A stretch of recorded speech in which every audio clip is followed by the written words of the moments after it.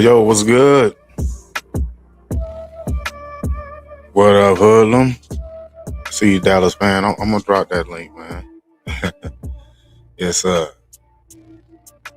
a few more people get up in here, man. Because I'm really looking at, like, okay. We done. Hold on, let me fix my mic.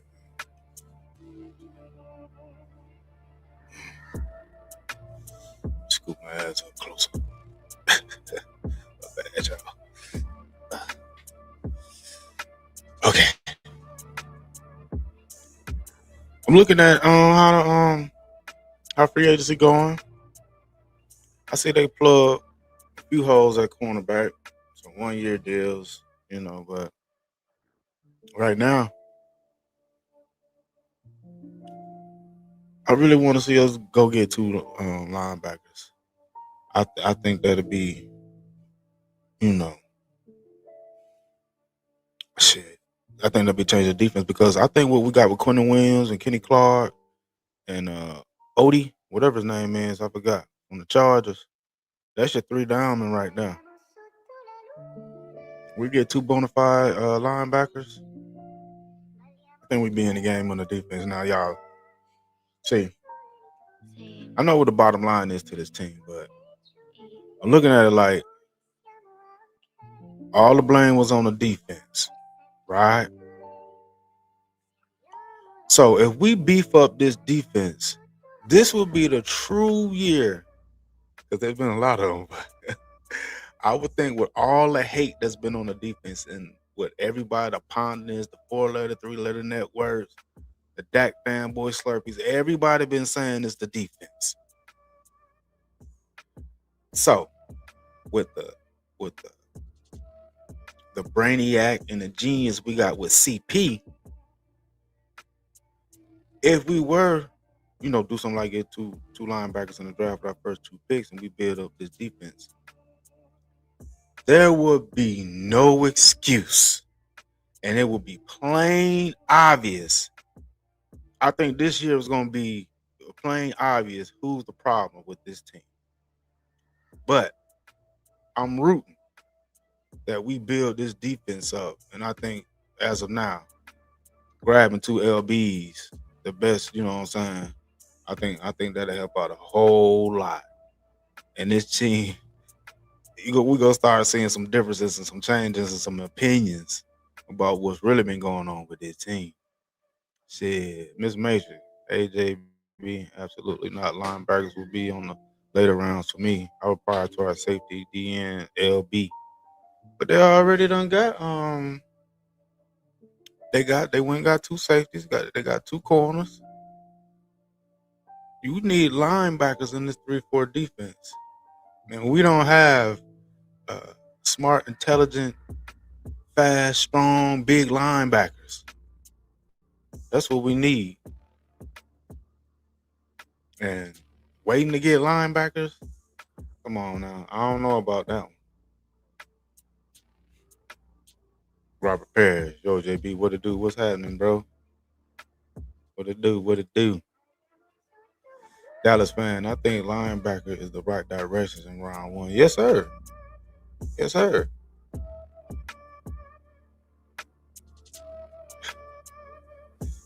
At Mills, what's up, Mills? At this point, just draft the best available player. I don't care if it's running back or wide receiver. At this point, it's whatever.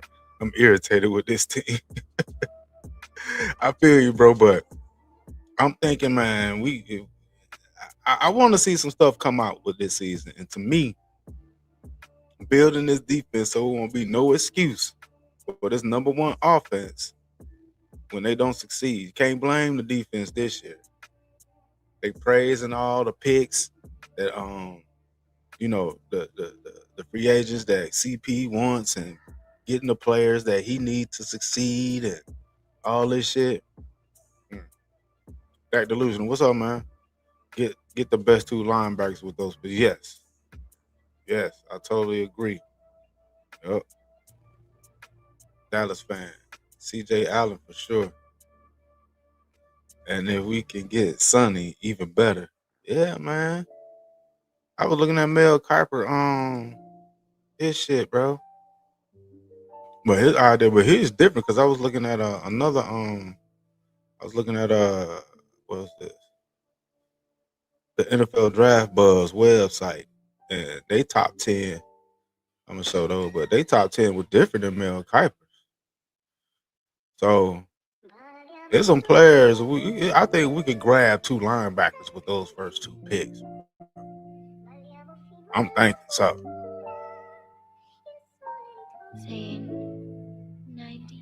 That delusional. All the focus should be on defense front seven. Yep.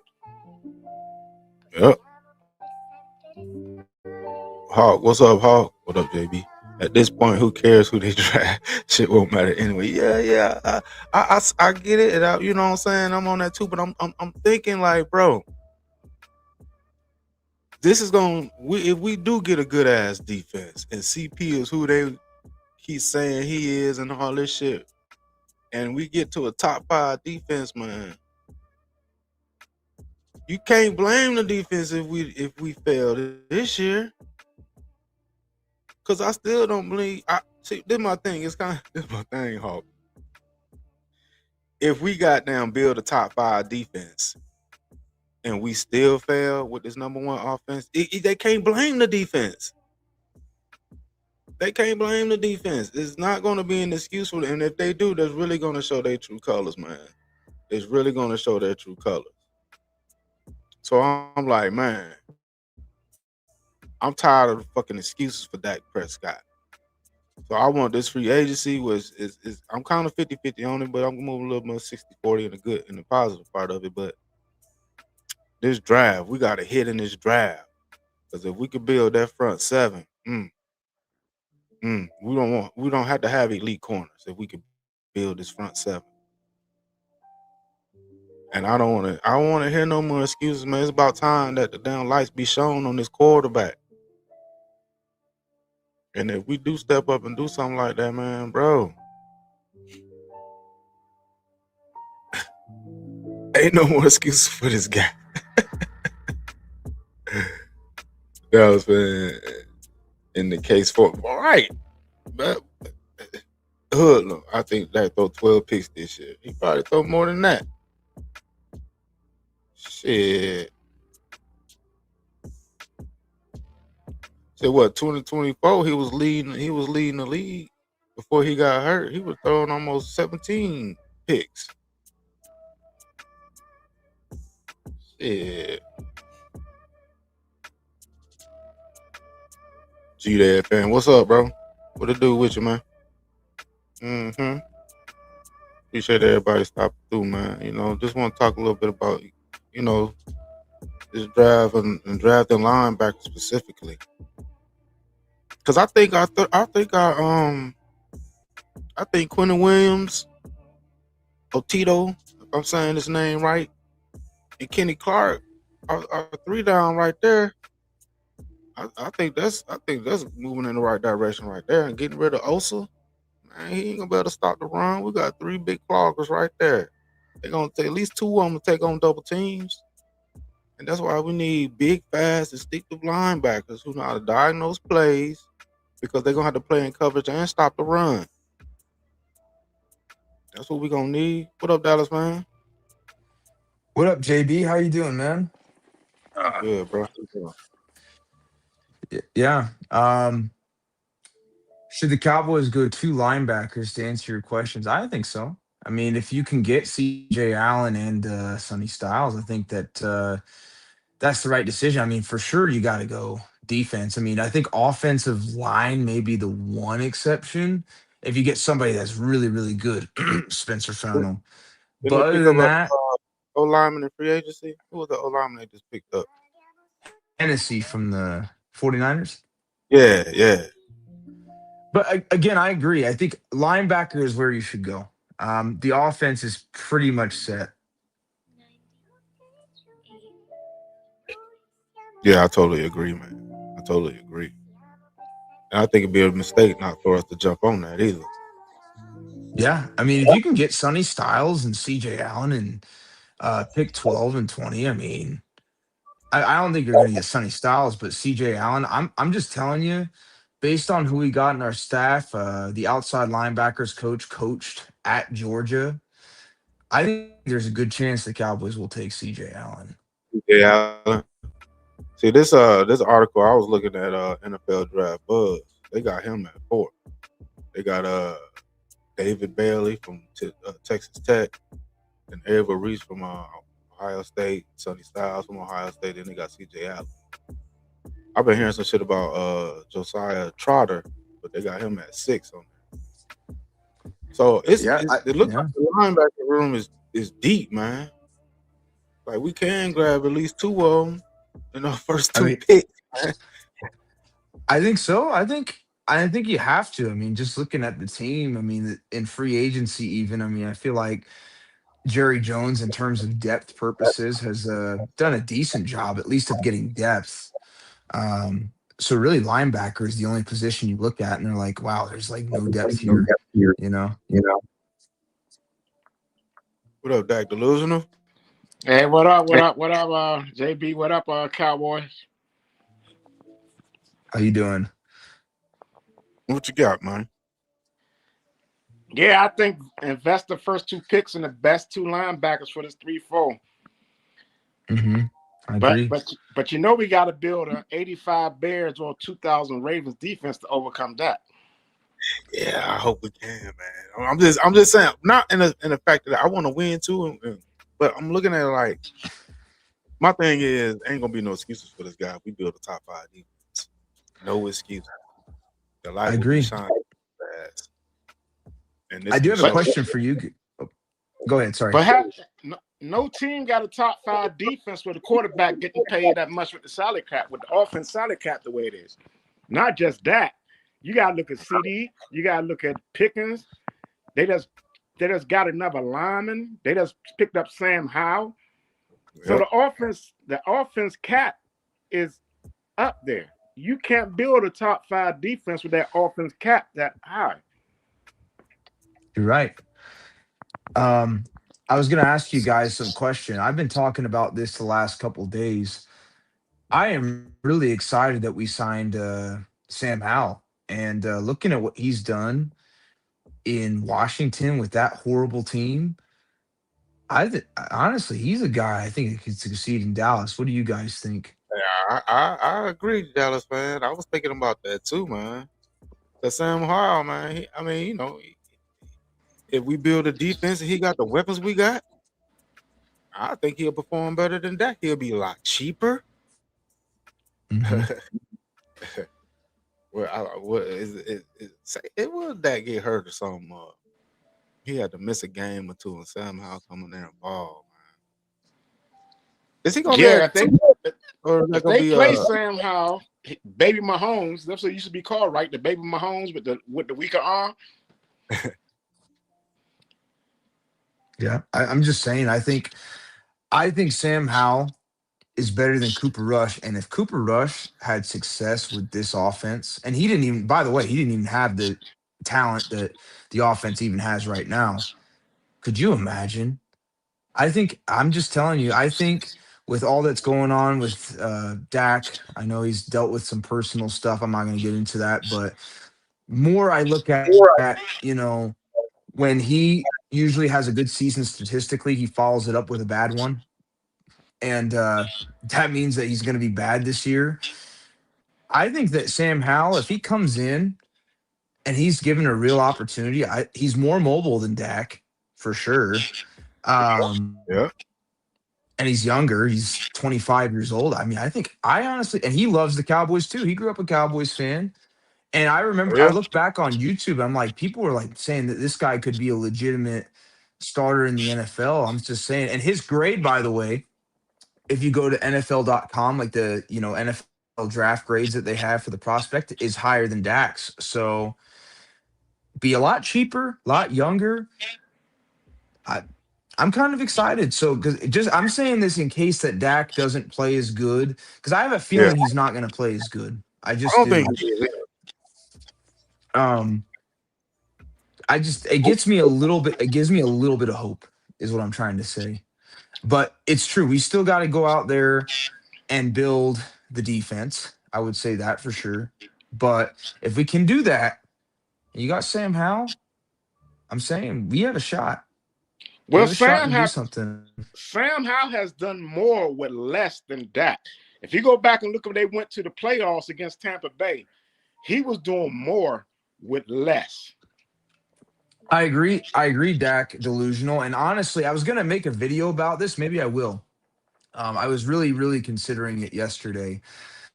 I was looking through Sam Howell's 2023 stats versus Dak's. There's like one or two games Dak outperformed Sam Howell, but then you got to figure, he had a better offensive line and stuff. But if you look at some of the games in 2023 that Sam Howell started in and where Dak started in, there's a lot of games where it's scarily similar. Like he threw three touchdowns against the Eagles, Dak threw three touchdowns against the Eagles. He threw three touchdowns against the Seahawks, Dak threw three touchdowns against the Seahawks. So there's a lot of games that he started in 2023 with less talent, less help, where he put up very similar numbers. And you also got to think Dak was in 8 years, 7 or 8 years in his career at that point. Sam Howell was only really in his first year because he didn't play hardly in 2022. So that gives me something to be excited about. Maybe I'll go make the video about it because there's a whole list of games versus the two, and it's very, very, very similar. And it's honestly like scary because I'm like, wow. And this guy is like right now considered the third string quarterback, quote unquote. But it's just crazy to me. Shit, I think he'll beat out Milton. It'd I be out. I think The so only too. thing Dak have over these quarterbacks is experience. Because if you put another quarterback in there, you expect him. I can't even say read the defense because Dak can't read the defense. You expect him to have the same experience Dak got. But even though Dak is a bad defensive reader, his experience would get him over the hump versus your young quarterback. Yeah. That's true. And that's why I factored in because I looked at the games and I'm like, wow, it's so crazy how similar it is. And like I mean, I don't even grade Sam Howell that hard because you got to think. I mean, the guy was really a rookie because he was only in his first year as a starter. He didn't have a good offensive line because he was the most sacked quarterback in the NFL that year. He only had Terry McLaurin and Brian Robinson Jr. versus Dak had Tony Pollard, Brandon Cooks, CeeDee Lamb, and Jake Ferguson, and a way better offensive line and a better defense, by the way. Mm. The fact that he performed just as good as Dak in a lot of games versus the Eagles, specifically versus the Seattle Seahawks, specifically, I'm like, wow. And he was a young quarterback doing that. So just imagine he gets in this offense with George Pickens. He gets in this offense with CeeDee Lamb and Javante Williams, a better offensive line, and the fact that he's mobile. I mean, it gets me pretty excited. I was like, dang, this is a good signing by the That was Cowboys. a, that was a good signing. That was. Yeah. And people, I think it's a sleeper signing because people think it's Howell garbage. You know what I'm saying? It's just like the things you just said, Dallas man. Like he really didn't have the opportunity. You know what I'm saying? I No, mean, he but played, yeah. but he didn't have the surrounding cast that Dak has had. You know No, what I'm and saying? he hasn't. And you look at the games, JB, look it up. Some of the games he played in 2023 is like very scarily similar to Dax. It's crazy. I looked at it and I was like, wow, Yeah. there's like 4 or 5 games here where he played almost like the same level as Dak. So it's crazy. I think he was brought in for a safety blanket for Dak if Dak got his little mental problems cause his breakup. Because she broke up with him, no matter what people were trying to say. It came out that she broke up with him because he was out there seeing other people.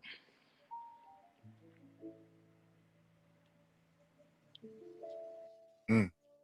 I don't know about all that. I really ain't too much put no interest in that shit. You know what I'm saying? Because I just want him to perform on the field. Yeah, All that. I mean, I'm with you. I don't really care. Like at the end of the day, um, what Dak does in his personal life is really none of my business, which is why I haven't really talked about it. He's just Either. not getting the job done, and we're paying him way too much money. Yeah, I totally agree, man. But see, the Um, only reason I bring his personal life because his fans are going to use that as an excuse when they play by it. They're going to bring because his personal life is why he got paid. I mean, good there's point. there's some truth to that. Yeah, But yeah, I'm just wanting us to do all we can in the best interest of the defense. I know we limited with funds on the defense because most of us been on the offense, but I'm tired of the excuses, and I really want to see our team succeed. If we could build the best defense we can, man, and give ourselves a chance to win, even though we got a handicap, maybe this defense could possibly carry the team, man, through all his mistakes or whatever the fuck his shortcomings. Cause I'm tired of losing, man. I'm me tired. too. You know what I'm saying? At some point, we got to luck up with something. They keep saying, "Well, we lucked up with CD, we lucked up with Dak, we lucked up with Romo." But why we can't luck up and just get into the NFC Championship game with all the I shit we agree. got? All that And luck I with them. yeah, I don't think the Cowboys have even built a roster that's been like horrible to either. I mean, like I said, if you're in top 10, 15 last 25 years in the regular season, you're doing something right. There's a common denominator though. They're just not getting it done when it matters. And it really goes back to mostly the quarterback. Obviously, Dak the last 10 years, but even Romo before that, But yeah, I mean, the excuses have got to end at this point. It's been 30 years before I was born. I'm giving you my age here. Um, it's time. And I think I'm just hoping that Christian Parker continues to build a great defense. I think if we can get some good linebackers in here, a real Mike, get some Yep. talent. Man, I mean, I think they've added enough pieces in free agency. They just got to add some good players. If they can hit and draft and not just totally screwed up, they got a shot. Um, yeah, that's how I feel about it. My thoughts exactly too on that. I'm gonna bring up this other article. How they got these other linebackers rated because I think it's a good chance, man. We can still get two of them. I really do. I really think we can get two good ass linebackers, man, and that would help our defense out greatly, especially from seven. Man, I like what we starting with Quentin Williams, Kenny Clark. What's the boy from San Diego they got? I mean, from the Chargers. Otito. Keto Obigne. Yeah, I can't pronounce his last name. I can't either. But shit, looking at this list, man, I mean, shit, we could stab two of these. I mean, two good ones. This is where they got these guys rated at. Who y'all think out this list we could probably get two? I think we could definitely get CJ Allen. If you wanted to go all the way to the fourth round, you could even get Harold Perkins Jr. and the Cowboys have already talked to him from LSU. So if you or in the third round, I even thought about Harold Perkins Jr. because we just traded for Osa, right? We could Yeah, go get him. third round pick. He's yeah. You could probably get Anthony Hill. Um, Yeah, from Texas. Mm-hmm. I just have a feel. I have a feeling we're going to get at least C.J. Allen. Just the connections. Like so far, I was right. I said that we would pick up Jalen Thompson out of Arizona because Ryan Smith's the defensive backs coach, and we did. I've already said on my channel that there's a few guys from SMU that are safeties. I feel like they're going to pick up late in the draft. So I mean, C.J. Allen is kind of the guy. I honestly think we're going to pick him if he's available. The Cowboys will pick him, which would be good. He's a good player.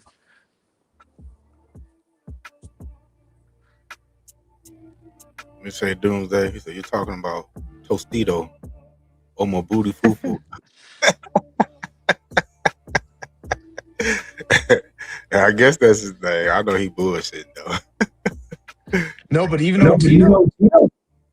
I mean, if you look at Derek Ainsley, he was the DC in San Diego or Los Angeles just 2 years ago, and he's now our pass game coordinator. If you look at who we've picked up a lot, there's connections there. I think Kobe Durant might be the only exception, unless he played somewhere else before he went to Los Angeles. But the Rams, I mean. But Atito played with Derek Ainsley, who's on our staff. PJ Locke played with Christian Parker, who's our DC. There's just connections there. That's why I'm like, don't be surprised if CJ Allen gets picked up because we have their outside linebackers coach. I know CJ's an inside linebacker, but Stills worked with him. And don't be surprised if we pick up Isaiah Wokobia or Ahmad Moses, two safeties out of SMU late in the draft.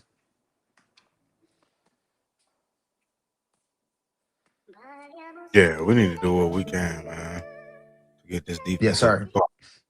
Yep, I think that's. You think they might get us another safety? I think they would. I mean, Malik Hooker is kind of a question mark. You got PJ Locke, but he's on a 1 year deal. So I mean, it's I think it's possible. Yeah. I mean, if you I don't remember the inside linebackers coach name, but he was the defensive coordinator and safeties coach for SMU just last year. So I think it's possible the Cowboys will pick one of those players. Well, we'll have depth at safety. I Yeah, think no, so. for sure. We'll have depth at Um, safety. and look up Isaiah Wokobia and Ahmad Moses. They actually had some really good production at SMU. So I'm like, I looked at him like, oh man, they're just gonna pick him because they went to school together, or he played under their defense. But honestly, I looked at the production. I'm like, that's not bad for like a late round pick. Hopefully, Yeah. they don't reach on him. But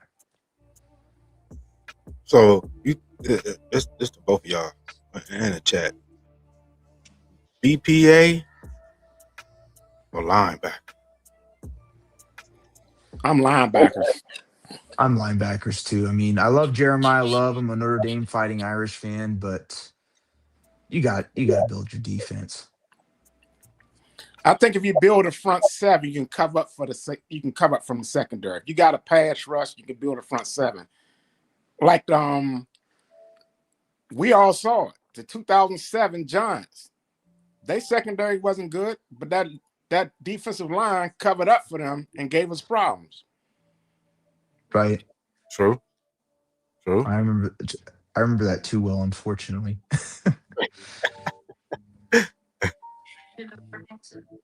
Doomsday disciple. You always have to look at the coaching connections. The fact we have a handful of coaches that are coaching the college game last year, they were partial to players they are familiar with. True. Yep. Cloud Cowboy says linebacker. Yeah, I totally agree. Need a dog at defensive end too. Isn't that why they got Roshan Gary? He playing DN, ain't he? But in the 3-4, where's Overshawn going to fit? Isn't he too small to fit as a middle and as an outside linebacker? Where is he going to fit at? I think he'll be on the outside though. He might play a little inside. You could see him on the outside just because if you look at his 24 pass rushing stats, he had a lot of sacks and everything. So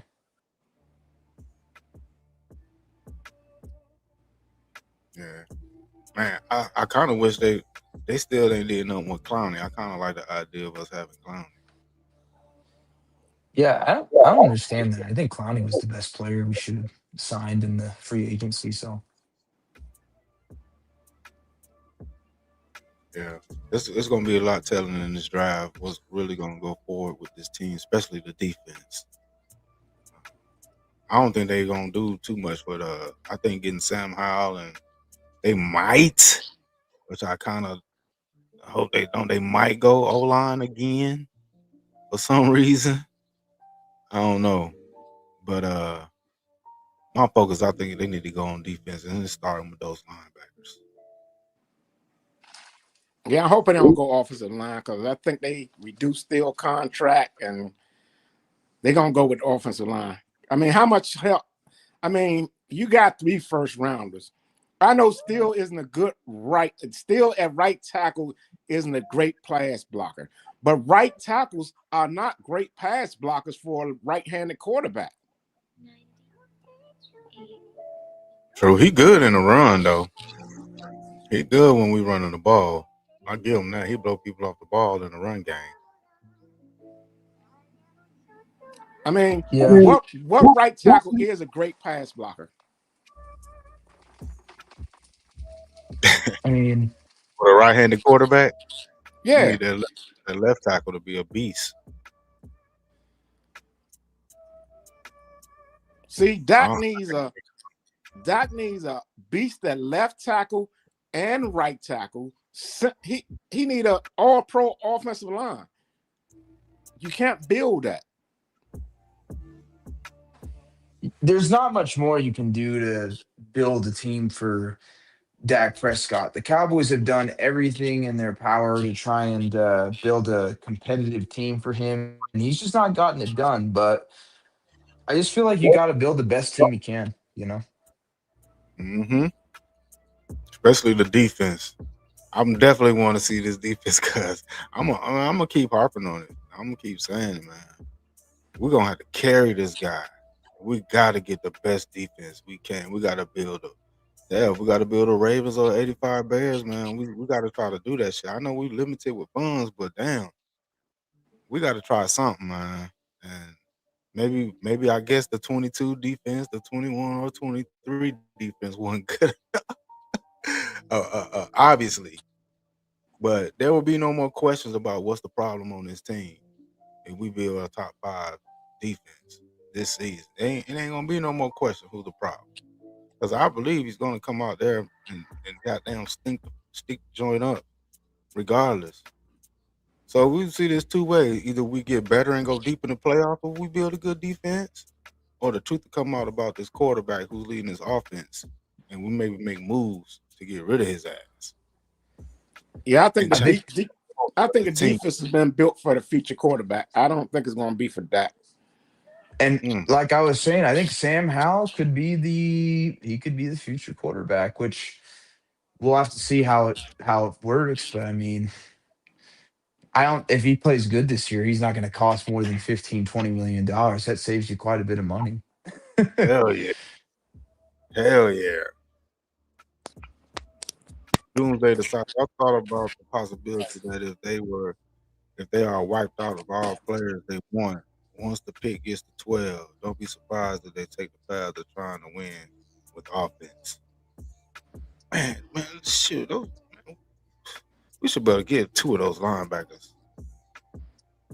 2 good linebackers in the first round. If they don't do that, man, I'm gonna be very disappointed. Corsair, what do you guys think will this year be ranked first year DC? What do you guys think will be ranked this year DC? I mean, I'm seeing probably middle of the road, but I'm hoping for more. Cause he new. You know what I'm saying? We ain't seen him call no plays on defense, manage the whole defensive side of the ball with the coordinators and all that. We haven't seen him do that as a head DC. So I'm saying middle of the road, but I hope with acquisitions with Jerry do something in the free agent. I mean, we seen we done the free agency, but in the draft, I don't know what's up with Will McClay, what they gonna be doing in the draft room or what they gonna be talking about. But I'm hoping this defense and I'm hoping this linebacker. So if we could do that and build that, we'll probably be ranked higher. I don't know about his coaching. See, that's the thing. We got a first year coach with this guy. He ain't never been a DC. It's kind of questionable. But if we can get the players and we can do something, I just want to see. I want to see us draft them linebackers. That's what I want to see. And if shit don't work, then we know why. We know what's going on then. My opinion is based on what we got, you got to factor in all things. If Christian Parker could be even ranked in the top 20, I think that would be a win. I know that's kind of very low bar expectation, but I think that he does have enough talent to where the Cowboys could finish in the top 20 potentially, as long as we don't have a ton of injuries. So if we could do that, I would be happy with that. It's kind of like in 2021. I remember when we signed Quinn. I was like, if we can even be in the middle of the pack with Dan Quinn from being as bad as we were in 2020, I'd be happy. And I do have a feeling, I just have a feeling Christian Parker is going to do at least a somewhat decent job. But with that being said, I think the offense is going to look a lot worse this year with Dak. I don't know how it's going to look with if Sam Howell for whatever reason has to play, but with Dak, I think the offense will take a step back. Factor in that people have seen the film of Shoddy's offense this last year. Factor in the schedule's tougher. Factor in Dak usually plays bad when um, he has a good season. So I mean, there's just a lot of things to factor in. But if you could to answer the question, top 20, top 25 would be an improvement, which I know is a terrible, terrible expectation, but that's kind of where I'm at. If you look at it, the offense didn't play good against no top defenses but the Eagles. True. And then in the first game, we didn't even score no touchdowns in the second half. That was the first game. But that's only because the Cowboys and Dak is familiar with the Eagles. But anybody outside of that division, like Denver, Minnesota, even Chicago, goddamn Arizona, anybody down there outside of the division, we have problems with. They could be And a when the stop. Giants the second game, Yeah. when the defense got healthy, the Giants said, "Oh no, you're not padding your stats." Shit, that's leading into what's gonna go into the season in the division. Can we get out of the division, y'all? Are we gonna be able to get out of the division? Because we got to do that just to make the playoffs.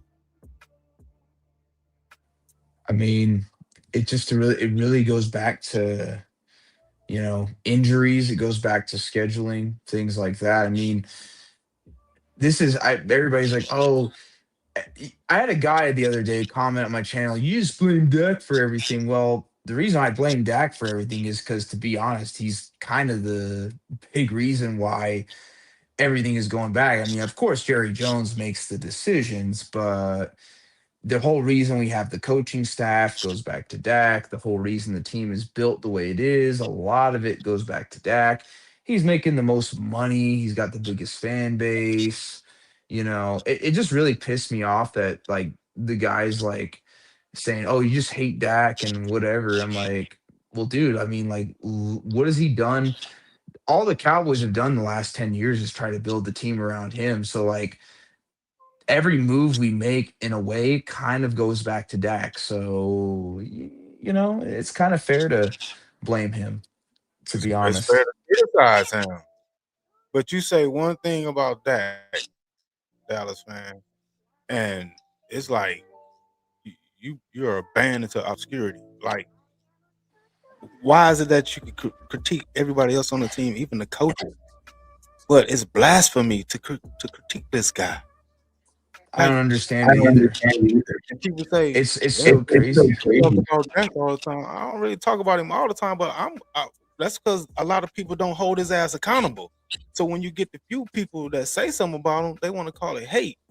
You be like, somebody got to hold his ass accountable for his shit. He They could just do. get away playing like bullshit, and we just supposed to accept that shit. Like you gotta Right. be able to say something about everybody on the team, not just the cornerback, the safeties, the coaches, the wide receivers, the O lineman. He plays for the Dallas Cowboys, don't he? So he can't get the same critique. Hell, they pissed off about goddamn Brandon Aubrey for wanting more than goddamn what the Cowboys offered him. He want to reset the market. Didn't Brandon Aubrey score almost half their points? Hell yeah. He had a lot of long field goals. And JB, I remember watching your video, and I was thinking, well, Brandon Aubrey missed a couple field goals, but then you think, I mean, these were long field goals. I mean, that's tough for that's tough for anybody to make. You can't make them all, you know. They had this man kicking seven throughout all last year. He kicked 17 field. He attempted 17 field goals, 50 plus yards. 17. That's outrageous. He made 11, and there's another kicker made Yeah. 11 that had 13 tries, but he has 17 tries.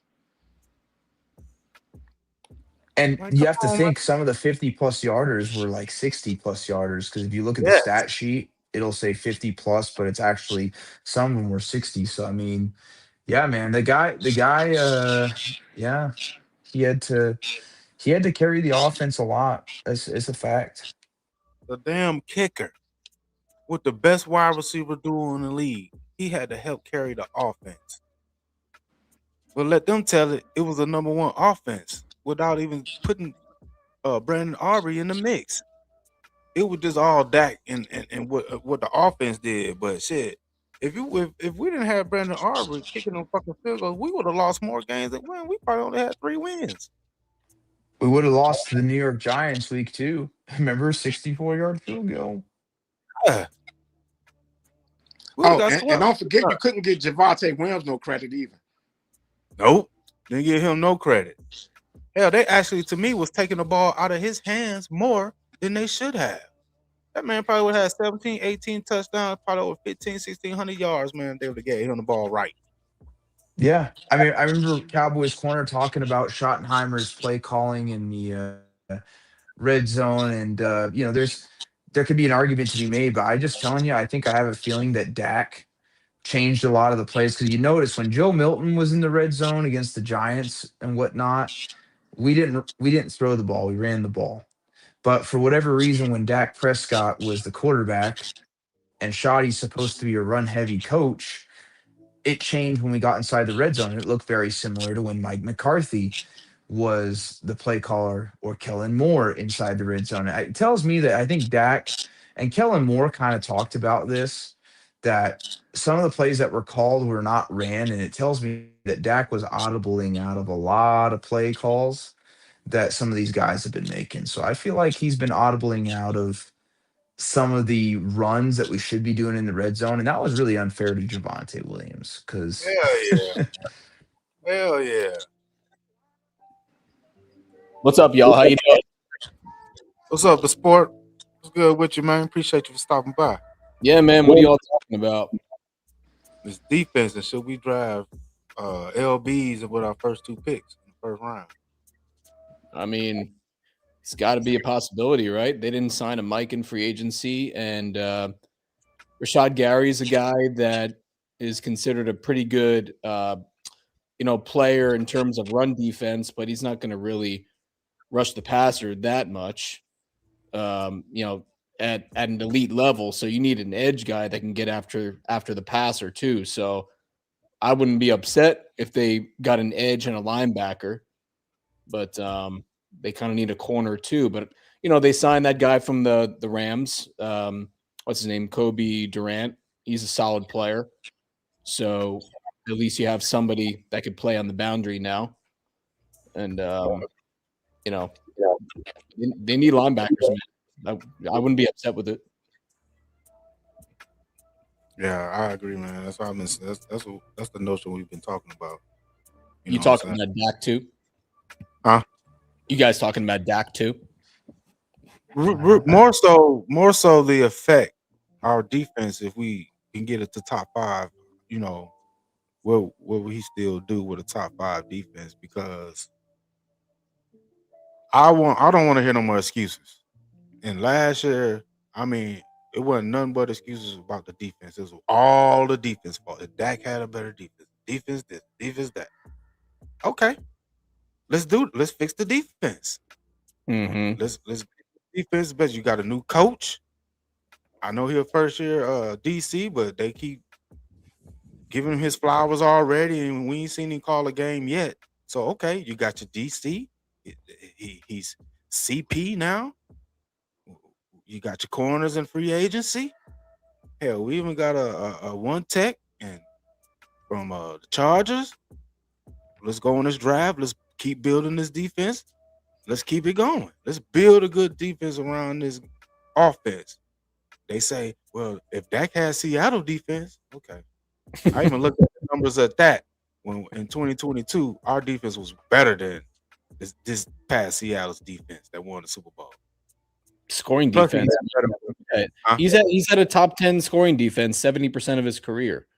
And they just want to cherry pick last year because they were the worst defense in the league. But if you look at the entirety of his career, he's had at least good enough defenses to make a run, and they just haven't gotten it done. So, Thank you, Sports 78. I was thinking about this the other day and I was driving the car. I was like, they always blame the defense for Dak, but if you go back to the rankings over the last 10 years, they were like middle of the pack his first year. They were 12th his second year. They were 7th his third year, 10th his fourth year. The only years he's really had a defense below like 15 or 16 was 2020, and he got hurt. 2020, yeah, 2024, he got hurt, and last year. So last year was really the first full season the guy has ever played where he's had a truly terrible defense. So it's crazy to me that they've made all these excuses when if you look at the reality is like no, they've actually built. I mean, even better than Romo. I know Romo choked too. Don't get me wrong, but even looking at those rankings, I mean, he's had better defenses overall. Oh, definitely. I could maybe count on one hand how many times Romo had a top 10 scoring defense. I know he had a good defense in 2009. That year we went to the divisional round. He had a pretty good defense in 2014. It wasn't great, but it was, at least salvageable.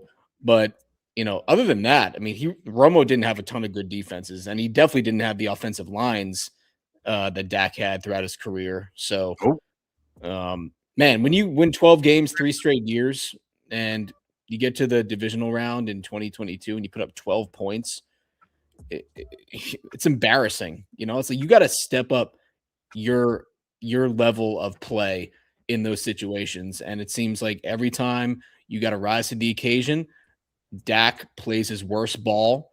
And obviously it's a team game, but he gets paid the most for a reason. He's expected to take the criticism, and that's just the way that sports and the NFL goes. Quarterback's going to get the blame. He's going to get the credit.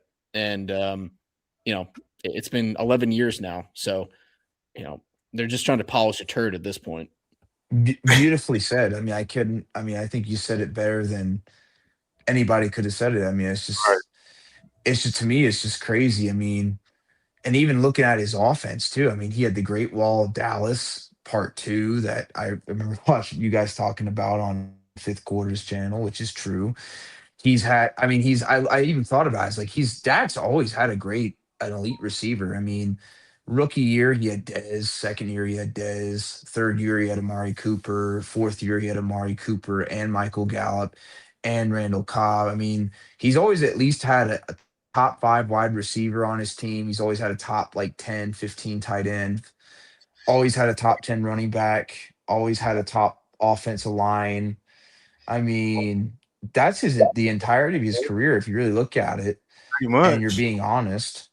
It's just like who I can't think of a lot of quarterbacks that have played in the NFL that have had that. And yet here we are, 2026. People are still making excuses for this guy.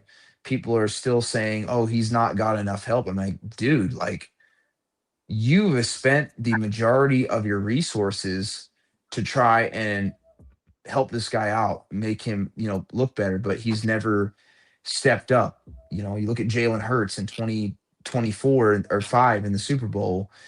Saquon Barkley got shut down. He stepped up and won the game for the Eagles. We look at Dak in 2022 against the 49ers. He lost Pollard Pollard. got hurt. Yeah. What did he do? He threw an interception. That's their excuse though. Well, we didn't have Pollard. We didn't have a run game. Well, why your quarterback still couldn't perform? Okay, we lost Pollard. Let me take it upon myself to, make better decisions. You know what I'm saying? Let me run this game. This is where we pay him to step the fuck up. So Exactly. no, I'm not gonna stay Right. off his throat. If you come Yeah. to my channel and all you hear is Dak, so the fuck what? Go somewhere else because nobody else want to criticize this guy. I'm gonna criticize. So if you don't like me criticizing him, and that be some of the main shit I talk about, don't even come on this motherfucking channel. Hell yeah. Uncensored, what you got, bro? That's how I feel too. What's going on, brother? So, man. What's up, Uncensored? Not How's Las much, man. Vegas? Hot as shit, man.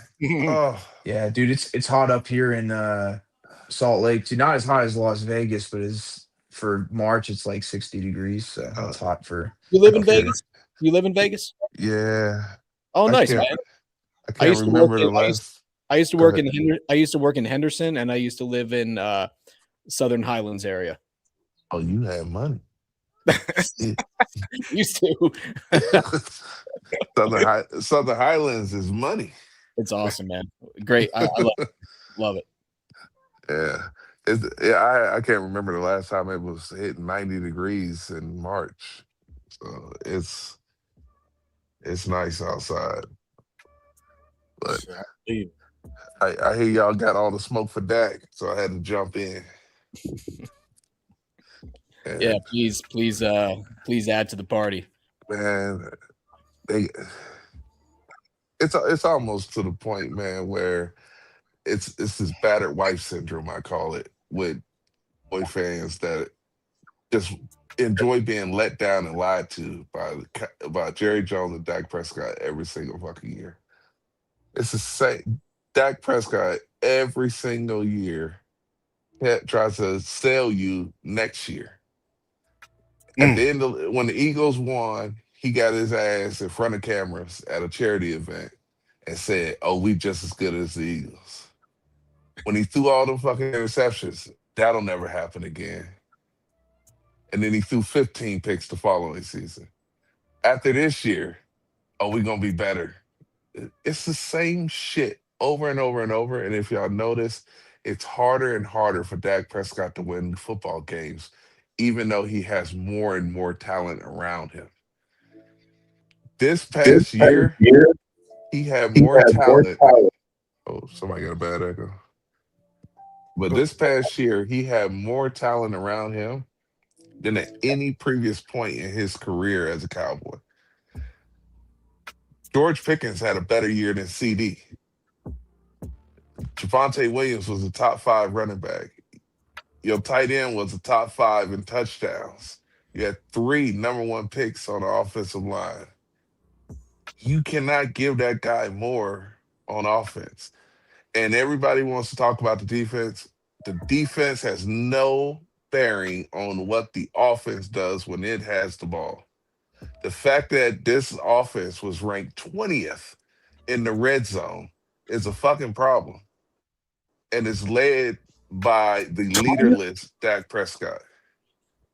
See, what people always do is they talk about this Dak Prescott number 1 offense. It was number 1 from the 20-yard line to the other 20-yard line. When it got go time and the field got tight, 20th ranked. They couldn't score touchdowns when it mattered.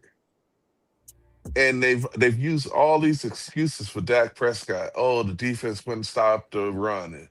Well, I don't give a fuck if the defense couldn't stop the run in week 2. In that San Francisco game, they held Christian McCaffrey to 38 yards rushing. They did their job that day. Dak Yep. Prescott lost you that game when Oh he yeah. threw 2 interceptions on his side of the field and put the defense in a position where they couldn't, even if they gave up 0 yards, they were giving up a field goal. In the Green Bay game, Dak Prescott he basically threw 2 pick 6s. The first one came back to like the 9 yard line or somewhere around there. And the second one was a pick 6. He threw an interception. He threw a touchdown pass to Green Bay before he threw one to Dallas. Sooner or later, you got to move on. 10 years of this shit. How long, how much more time does Dak Prescott need? Last year, Shotty was saying they were still developing Dak. You are not teaching that old ass dog a new trick at 10 years old. It is over. It's time to move on. They just need to eat this salary. We're going to suck for a couple years anyway. Yep. Try to acquire draft picks and young talent that you can build around for 2, 3 years after the salary cap is fixed, and you can put a team together under a new quarterback. They have to draft a quarterback next year. They can't do it this year. I get it. The defense is so horrible. Next year, they have to get a quarterback on this team and start developing players. And unfortunately, another part of it is Will McClay is absolute ass. His scouting department that he runs sucks.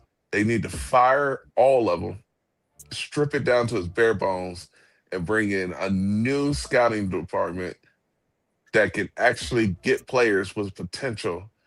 And then you need to get these coaches to actually develop players because it's draft and develop. And I look back over the Cowboys, and this is part of Dak Prescott. They have not developed Dak Prescott to be better than what he was when he came into the league. He still has bad footwork. He Mm. makes the same mistakes that he made at the beginning of his career, and then we getting towards the end of his career. I'm over it. I'm not even upset anymore. I'm just disappointed in this team because how many times they gave Dak Prescott $60 million after he played the worst playoff game in Cowboy history against Green Bay. They gave him 60 million fucking dollars before he took another snap. When does it end? We 10 years under Jason Garrett, mediocre. 10 years under Tony Romo, entertaining, but mediocre. We just went through 10 years with Dak Prescott, and people are okay with year 11, 12, 13. They're okay with it because he could put up fancy numbers against garbage teams. Man, preach. Yep. At some point in time, man, you have to move on. If Dak Prescott was my son, I'd be like, hey, you had a good run, man. I want the team to win. You got your money, man. Congratulations. Go do something else. You are a quarterback for the Dallas Cowboys for 10 years. There is millions sitting out there for you off the Dallas Cowboys. Go get it like Tony Romo did. Go get it like Jason Garrett did when he got on TV. I mean, Jesse Holly got a damn TV deal. There's money out there for you. Get off this fucking team so we can actually start building a winner.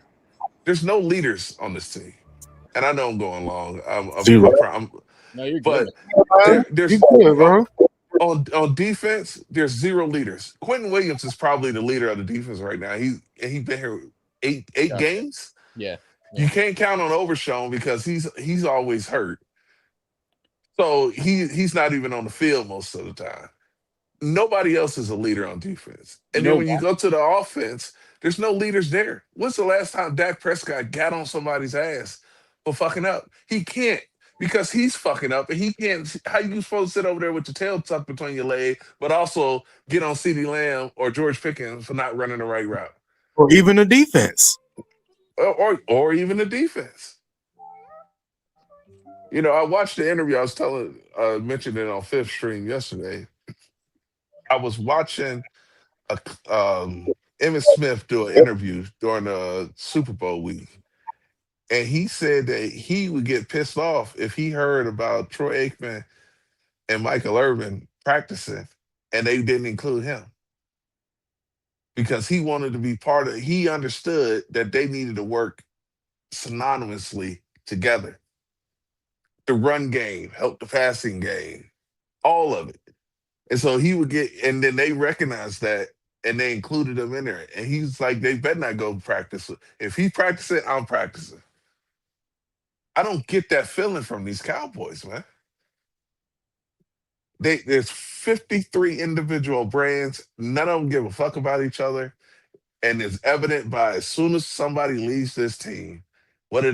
They get in front of a microphone and they shit on everybody that's on this team. They shit on the organization. Oh, it's ran like a zoo. And Michael Parsons and D-Law going at it. Next thing you know, Parsons is off the fucking team. Cole Beasley said it when he went to Buffalo. Dalton Schultz, Cheeto said it. It's just they're not a tight-knit team. They don't play for each other. They just play for the paycheck. And the only way you fix that is when you got to strip this shit down to the ground, get rid of all the divas off this team, and get people that want to play football. Football first. The people that, oh man, I thought I was gonna be the first one in the building, and then you show up and there's 10 other players already there. Oh, bro, I don't see none of that on the team. It's not happening, man. But I mean, you could tell by when the game ends how they run the social media and all of that shit. They don't give a fuck about that. Even in a loss, they running to see what everybody's talking about on social media about them. Mm-hmm. It's bad, man. But and what it is from talking to everybody. What I realize is right now the hype around the Cowboys is at its all-time lowest, man.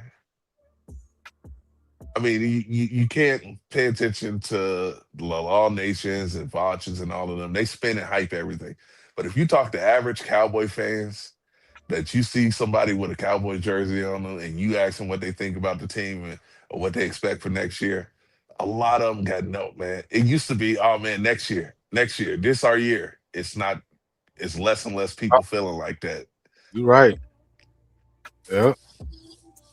I mean, you got my emotions is completely out of this team. Like I don't. If they win, I'm like, great. If they lose, I'm like, oh well, because they got to earn my emotion back, and that requires a Super Bowl appearance, not an NFC Championship, not winning a playoff game, not going 12-5. You gotta put a championship, a trophy in my face to earn me back, man. I'm done. But go ahead, the sport. I know you want to say something. Go ahead. No, I mean, I couldn't have said it any better than that. I think you bring up a great point about just the emotional aspect of being a Cowboys fan and how, when they used to lose, even let's say, 10 years ago, man, it would hit you for a few days, right? It would kind of affect your week. But now, at least me personally, when they win or lose, I just kind of stay even keel. I don't feel like it affects me one way or the other because I kind of know that it's just kind of delaying the inevitable, whether, they get eliminated from playoff contention or they're just going to blow it in the playoffs anyway. So like you said, Uncensored, it's like you got to earn that emotion back from me as a fan just because it's been so lackluster for such a long time. And I think at the end of the day, it really comes down to the quarterback position and just knowing that this guy is not going to step up mentally in these big spots. Not just physically, he doesn't play well.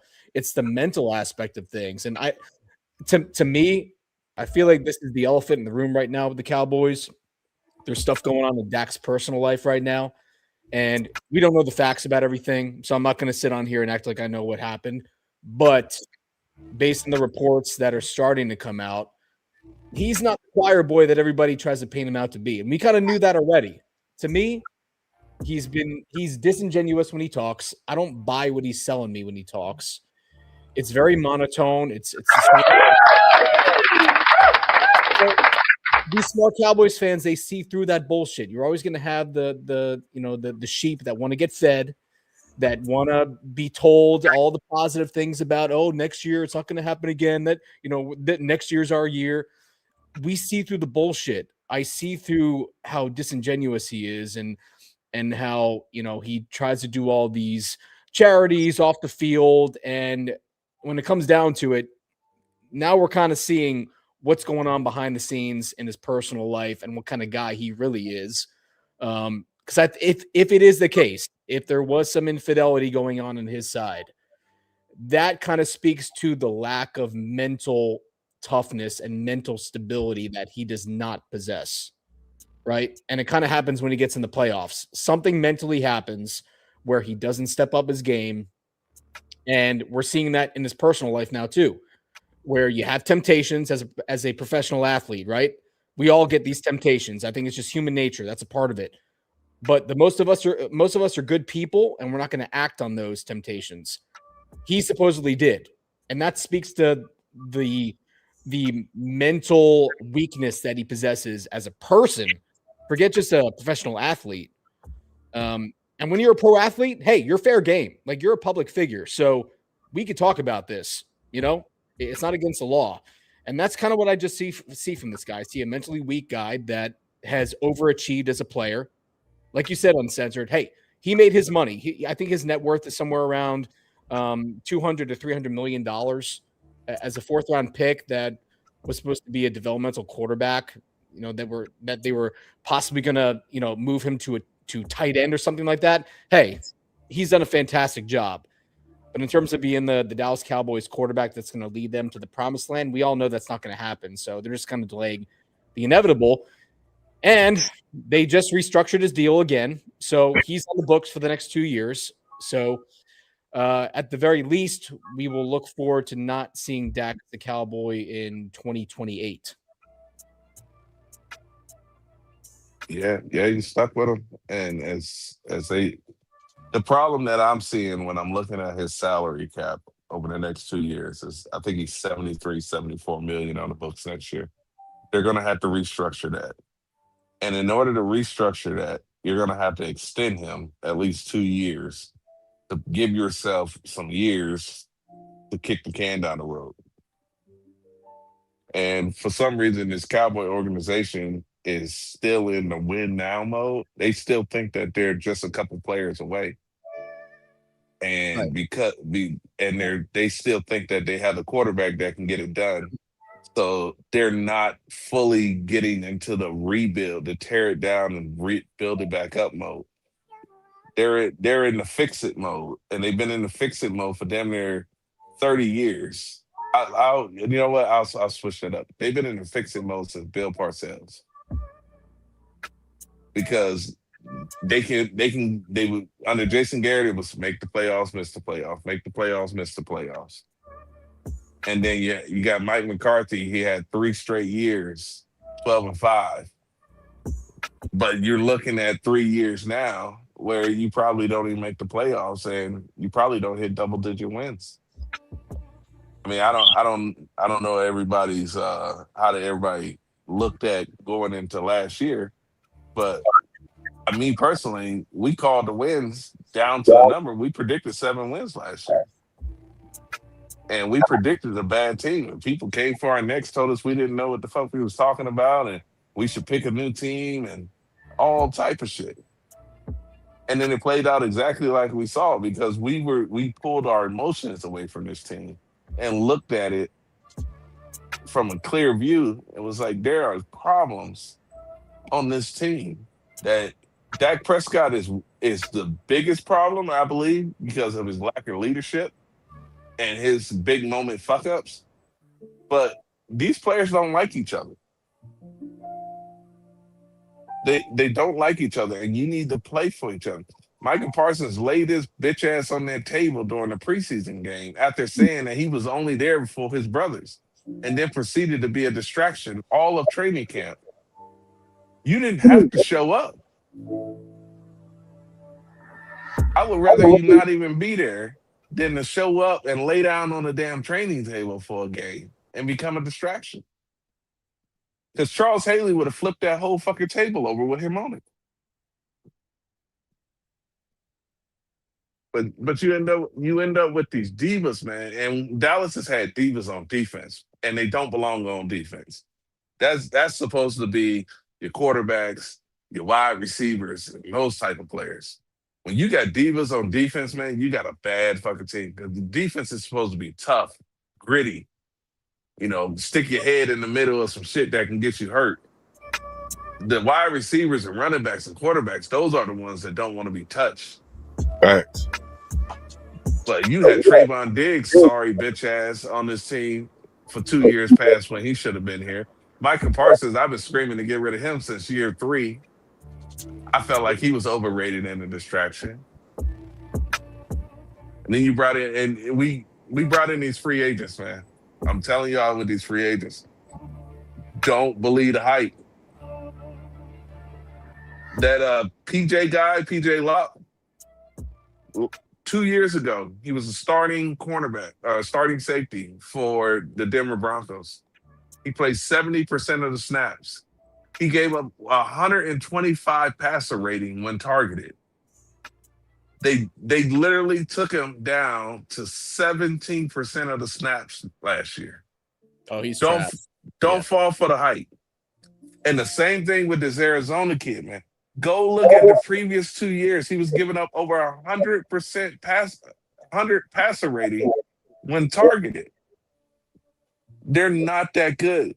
Good safeties do not hit free agency. They get traded every now and again, but they do not hit free agency. And Arizona is looking to build their team up. There's no way if they had a high level talent that they're giving them away. They're just going to let them walk. They hype up every single player that these Cowboys sign.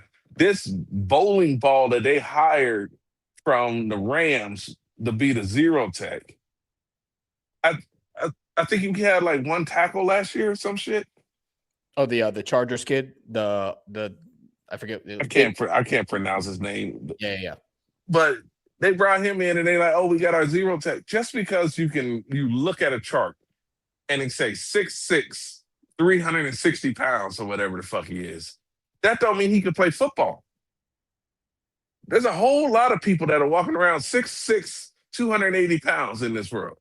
And you put a helmet and shoulder pads on them, you're going to find out that they should never touch a fucking football field ever in their life. Mozzie Smith was one of those, when he came in, he had all the measurements, 320 pounds, 6'5", all of this stuff, long arms and everything. Prototypical Osakazua. He was another one that everybody's like, oh, he's got the frame and the build and everything like that. Ass, man. Get off these measurables. There are people walking around right now that's 7 foot tall, can't dribble a basketball to save their life. Hell no. And you got Wembanyama damn near 11 feet shooting 3-pointers like he's a fucking 6'6". Every kid can't be a 6-foot Allen Iverson in the league. You know what I mean? So that's one of the first things they do. They go, oh, a linebacker, he's 6'6", 240 pounds. Okay. But there's a whole lot of people walking around that way. But he can't play professional football. He might be able to play. Look, there's some people that can play high school football that suck in college. There's some people that play college football that suck in the NFL. That's been the knock on McClay. He gets caught up in the traits, right? Like you said, 6'6", 320. Long arms. Long arms. Yeah, exactly. And the lack of depth on this team is a microcosm of the horrible draft that this organization has had over the past 2-3 years. There's no depth, you know. And I believe football is a believe your eye sport. I don't give a fuck if this dude is 5'5", If he can move like Barry and he got the speed of Tyreek Hill and he can make it fucking work, get his ass on this team. You can call him Mighty Mouse and Speedy Gonzalez or whatever the hell nickname you want to come up with. But if he can play football, I want him on the fucking team. Don't give me a 6'4", 240-pound running back that's slow as shit and got no lateral movement just because the measurables say they should be there. Watch the film. Right. Film don't lie. Fuck that combine shit. I always say that's the auction block for fucking football players. They up there shucking and jiving, running around. It's the underwear Olympics, is what they should call it. Yep. It's the underwear Olympics. They out there running around in t-shirts and shorts, doing shit that they got to do with 60 pounds of fucking armor on. Right. Put them in their fucking armor and have them go out there so you can actually see how they move as a football player. But my thing is, you gonna believe 30 seconds worth of drills during the combine over 3 years of college tape? Fuck that combine, man. Spend that time watching film and find some fucking football players. Yep. Now, you should have some people at the combine because you might find a diamond in the rough. You have one of those guys that go, whoa, that's different. And then you can go home and pull up his film and actually see how he is as a football player. But people put way too much stock, especially these 40 times, man. Football is not played 40 yards at a time. It's played 10 yards at a time. I don't give a fuck if you can run 4.2. If you got to run 4.2, that means somebody running past you and you chasing his ass. You shouldn't even, like, a running back running 4.2. That don't mean shit when he can't get past the offensive line. Don't mean shit when he can't shake anybody. He can't move side to side when the guy's standing right in front of him. You can't run 4.2 through somebody. They got all hype about fucking Sonny Styles. I think he run like a 4.3 or something, 4.39 or something like that.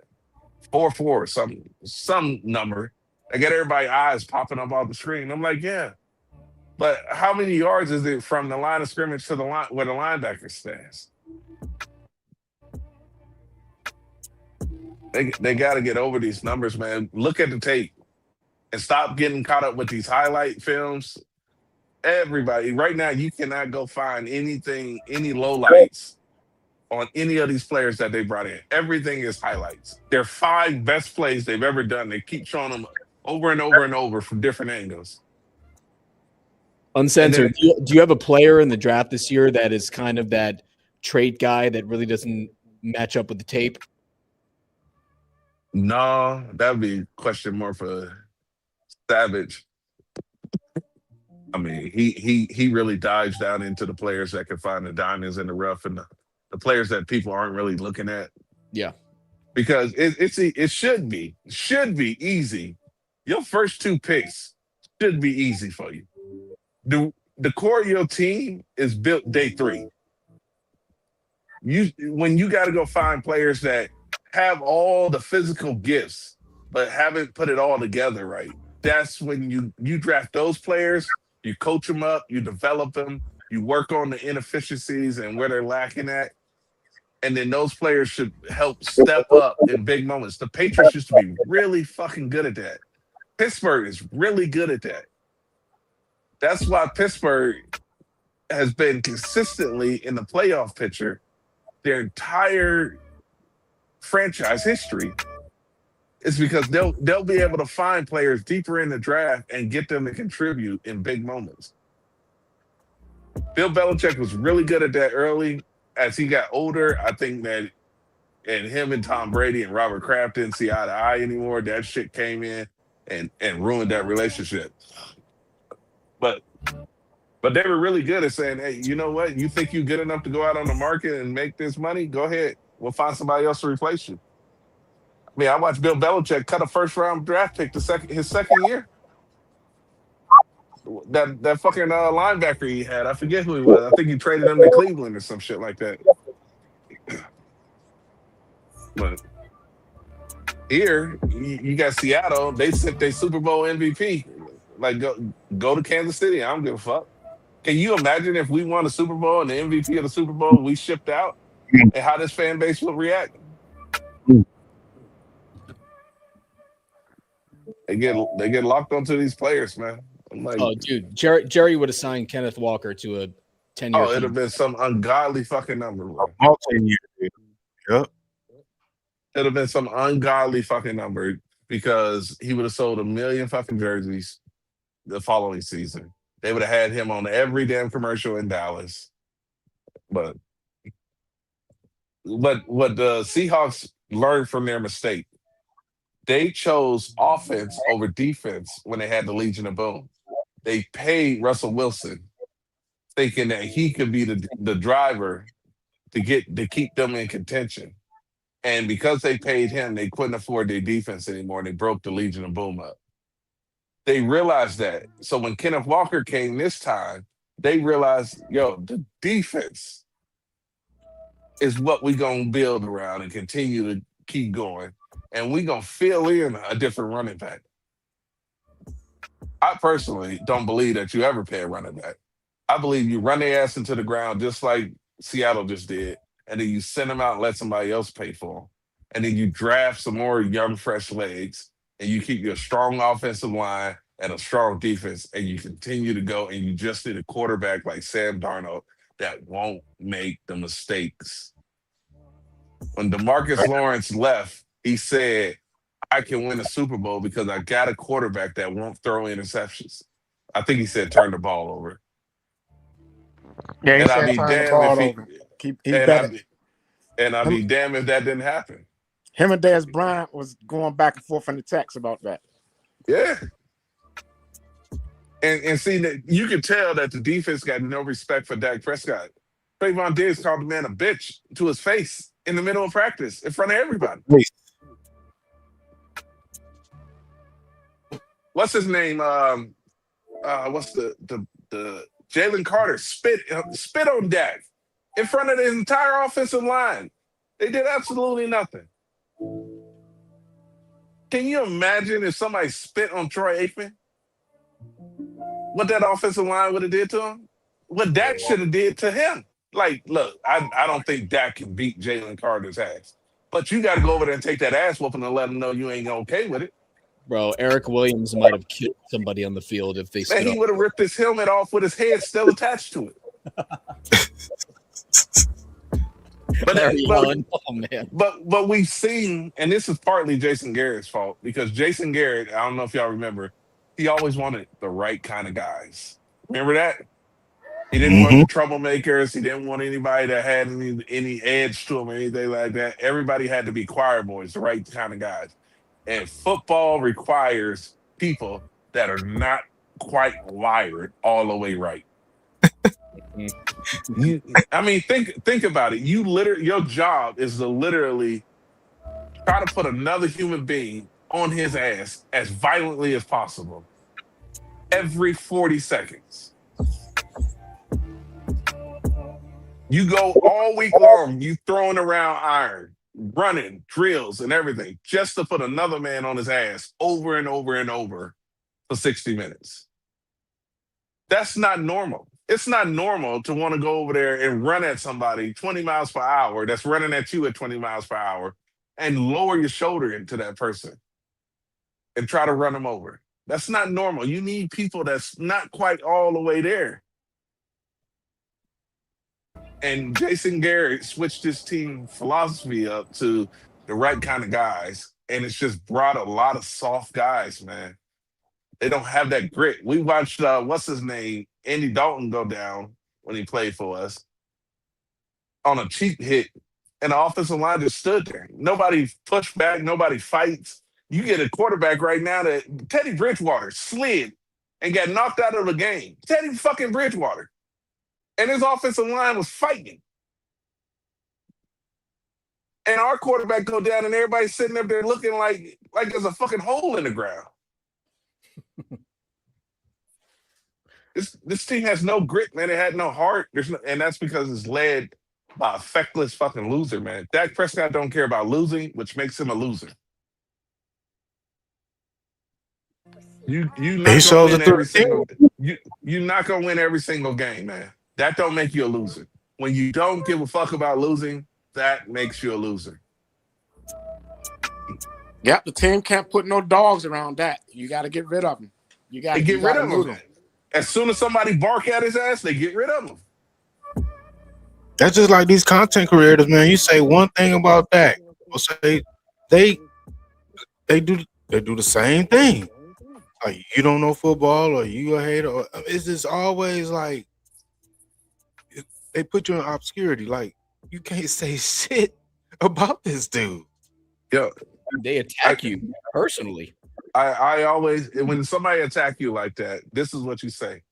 Name one team if their quarterback went down right before the trade deadline, that and they have a Super Bowl caliber team that would trade Dak Prescott right now. Kansas City ain't trading for him if Patrick Mahomes go down.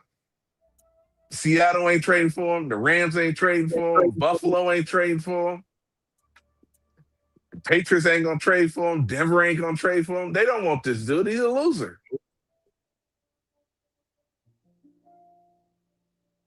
That's the barometer of how many teams will run for your quarterback.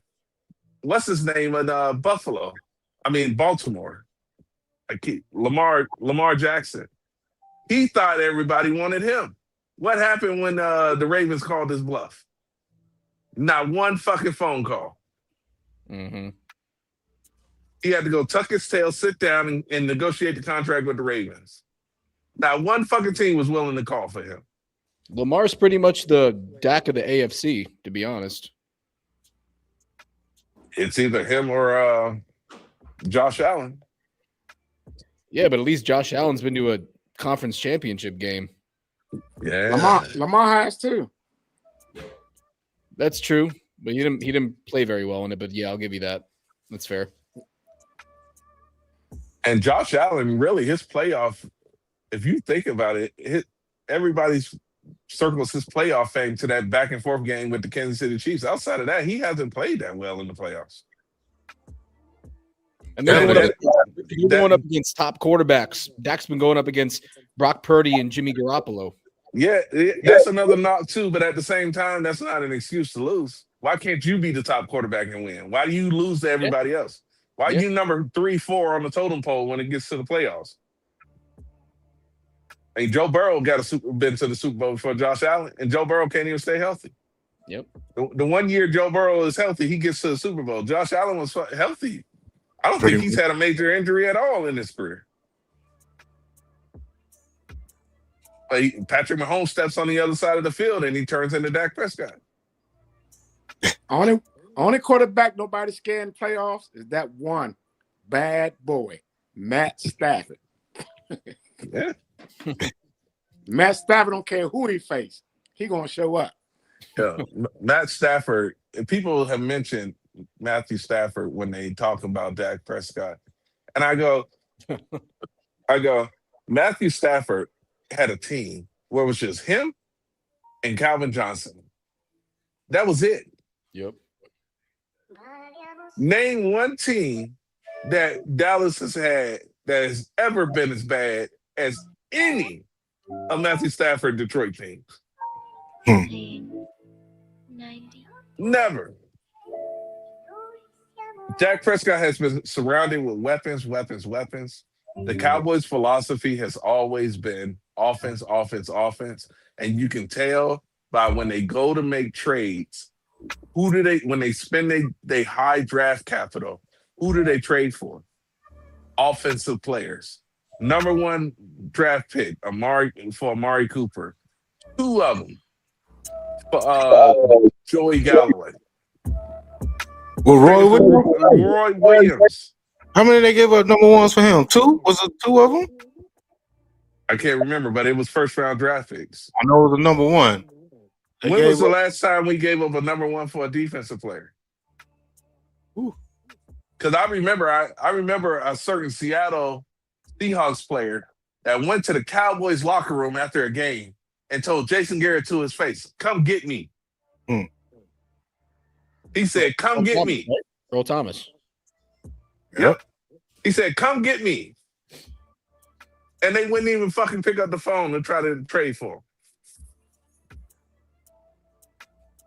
What was the safety?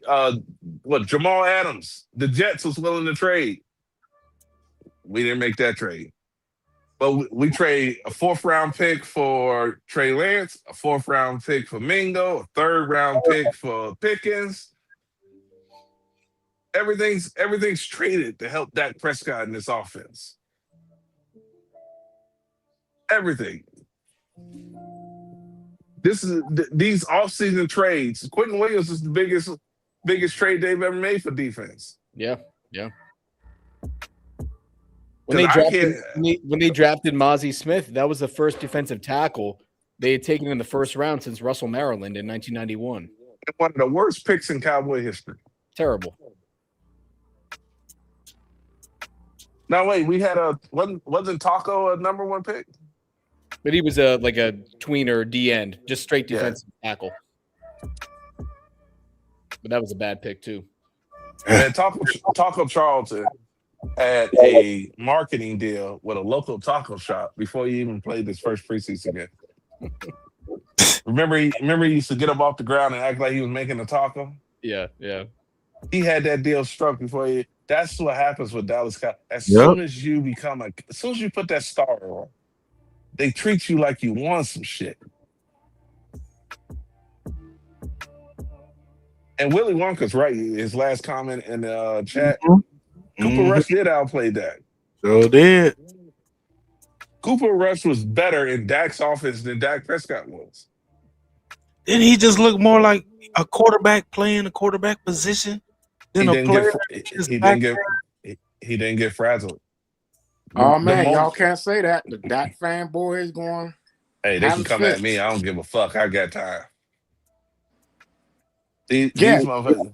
When Cooper Rush played for 2022, you felt like that team can go to the Super Bowl. When Dak Prescott went down, Cooper Rush came in. You can see the whole team was like, "All right, let's go win this." You can see it like it rejuvenated them all. They sick of Dak shit, man. Yeah, man. They sick of the same old bullshit with him, man. Even the players.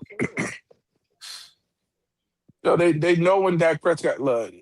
What you see in the game is the final curtain call of what happened during the week. How many times did Mike McCarthy, while he was here, say we just didn't have a good week of practice? Or it was a bad week of practice? Why is this in the Green Bay game? CeeDee Lamb got 2 passes thrown to him. He had an out route, I believe. Dak Prescott threw that shit over his head about 10 yards. We were like, man, Will Chamberlain couldn't have caught that. And then CeeDee Lamb, a couple plays later, runs a comeback route, and Dak Prescott throws it in the dirt at his feet. And CeeDee Lamb was pissed off to the point where Mike McCarthy had to pull him off the field, off to the side to get him away from Dak Prescott. And then Dak Prescott throws an interception. You can see the whole defense is like, this dude ain't fucking got it today.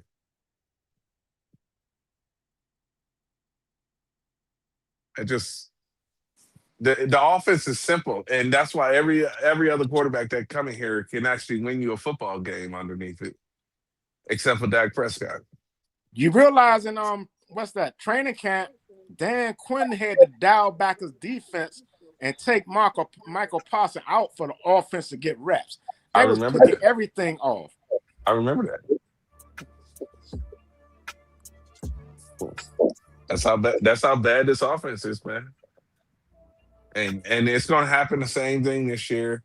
Don't fall for the fucking training camp highlight videos of Pickens catching the ball, toe tapping on the sideline, and CeeDee Lamb 100 catching the end zone, and Javonte Williams running down the sideline when everybody's playing at half speed. Don't fall for the shit, man. This team is gonna be ass next year. They're gonna win about 5 games, and everybody's gonna be like, it's Shoddy over his head and a bad head coach, which he is.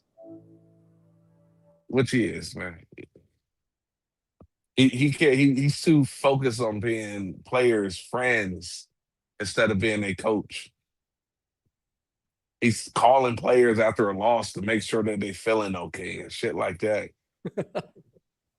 Like, the way it should be is if you have real leaders After the game, everybody be in the locker room. When Dak Prescott walk in, it should get quiet because they shouldn't want to have to deal with a pissed off fucking quarterback. Facts.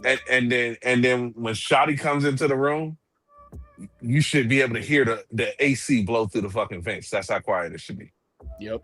Because not only do you got a pissed off head coach quarterback, now you got a pissed off head coach. Yeah, man. Shotty's trying to be their friend. Like, you don't need a friend, you need a coach. You need a coach. Plan, man. You need a leader, man. And most of these guys want to be led. Most of them. And if your leader on defense is a fucking defensive lineman, that's a fucking problem, man. I haven't give Micah more credit now, because even after they lost to the 49ers the last game, Micah said it. He was like, without those turnovers, the defense played good enough. We win that game. And Jerry Jones done silenced him, gave him a radio show and everything else, told don't talk bad about that. And that's when he became a different person and a player. Before that game, Micah was a different beast. But they knew to Micah too. You get new to playing with the Cowboys and playing with that. Yeah, I was done with Micah Parsons after year 3, but I was really done with him after the Green Bay game when he recorded 0 stats and said he felt like he played well. Because at that point in time, you are incapable of self-reflection.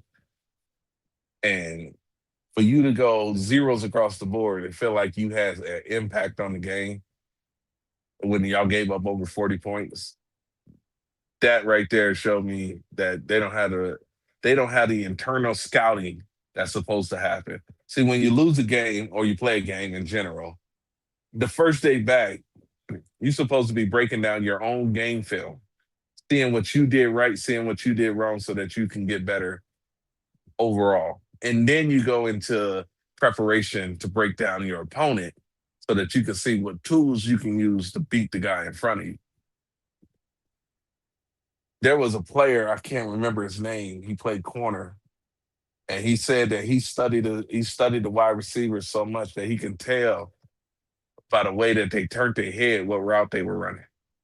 And he was able to defend it that way because he studied the players so much leading to the game that he knew that if his foot was 1 foot, like 1 foot behind his left foot was 1 foot behind his right foot, that he was going to run a stop route. And if it was a foot and a half behind him, he was.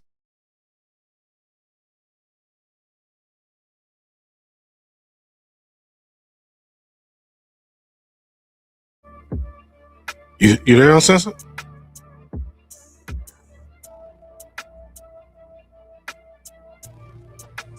Yeah, I think he must have been mute or something went out. Yeah, he's muted right now. Oh, okay.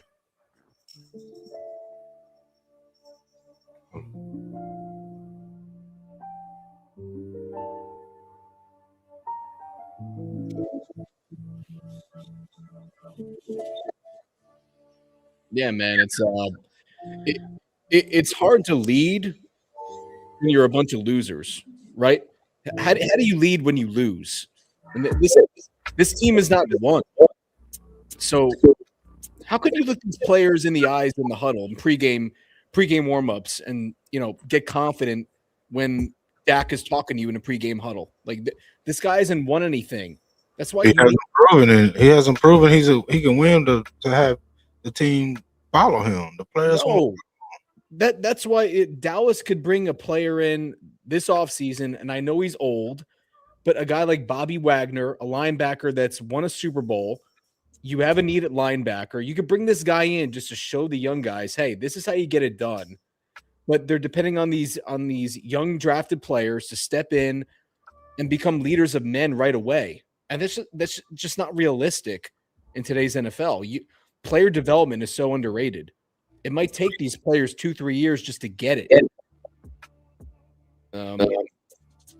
And when they're trying to on a 2-3-year window, it doesn't make sense. Just their team building strategy makes no sense at all. No, it doesn't. They're showing it time over and again. Like, I mean, you said it. I mean, they bringing in players that had no leadership, and the key person who's supposed to be the leader, he not lead, and that's one thing I get on him about is about his poor leadership. Of people think he's the best leader ever. I'm like, no, man. Leading of what? Like, do you remember when Tyrone Crawford used to lead pregame huddles before the game? Yeah. What the hell has Tyrone Crawford ever done? Get players in here that have won games that have performed big in big game spots. They don't have any players on this team that have done that.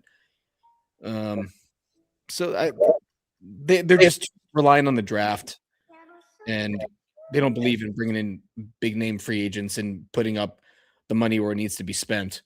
And we can criticize Dak a lot, and obviously he takes a big part of the blame. But if you were going to win with this guy, the window was closed after his rookie season, right? Because you had like a middle of the pack defense. You had a really good offense in his rookie year, and they weren't slinging it around with Dak when he was a rookie and the first few years in his league, right? They were relying on Zeke a lot. They still had Dez Bryant, who was playing pretty well. They had some good receiving options. Witten was still there, a really good offensive line, right? They didn't turn the ball over. That was your window to where the front office should have said, okay, we could win with this offense, but we need to get a few big time players on defense. And they didn't do it. They didn't spend the money. They saved their money, for the Dak extension in 2020. And now you're paying this guy who shouldn't be slinging it 30 times a game, because that has not been shown to be a winning formula with the Cowboys. If Dak's throwing it 30, 35 times a game, they usually don't win the game, right? So their window was in his rookie season, rookie contract, the 4-year contract that he had, where you should have built the defense up and, played ball control, not turn the ball over, make him a bus driver pretty much. And he was pretty good at that in his career, right? 2016, I still think that was his best season. 20 passing touchdowns, 4 interceptions. Zeke was the rookie of the year. That's the formula that Jason Garrett had. And I think that was your best shot. And the Cowboys front office is acting like the window has still been open since then, but it's not, because he's not the guy that you pay $60 million to and you have him throw it 30, 35 times a game. But see, the only thing with that, when you say run Zeke, what the defenses say, okay, I'm going to stop Zeke. Now what? Yeah, but they were pretty well balanced though, right? Like Dak made some big throws his rookie year, in his rookie season too. They won some big games at Pittsburgh. They won a game at Green Bay. So Zeke won that game in Pittsburgh. Yeah, and that overtime play up the middle between cover 2 was crazy.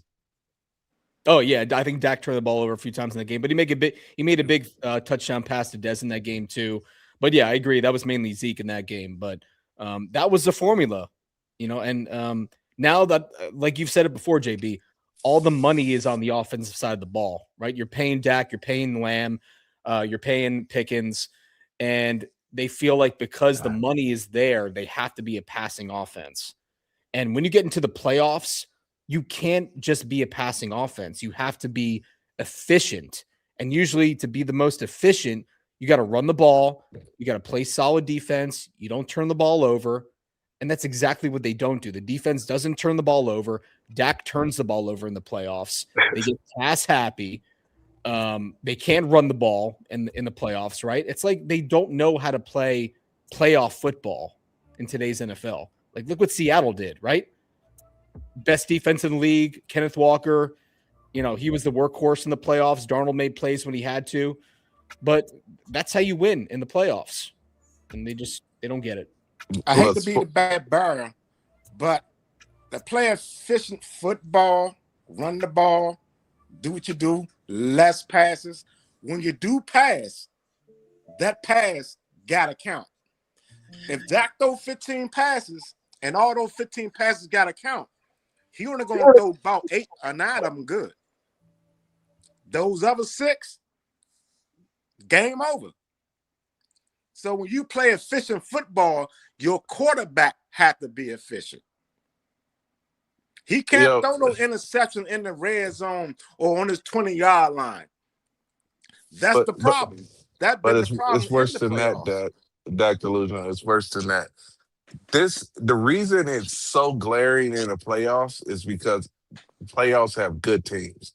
Dak Prescott struggles even in the regular season against good teams. And it's just amplified once you get to the playoffs because all the playoff teams are good. But he's struggling. I think he has less than it's either 500 or less against teams with winning records during the regular season. He's feasted off the NFC East being ass for so much of his career that he's built up his record. But when he goes up against Buffalo and even the fucking Jags, since they had Trevor Lawrence, Denver, and we lose to everybody that played for Arizona, when he plays against these good teams, Green Bay, Kansas City, and all of that, he struggles. He loses.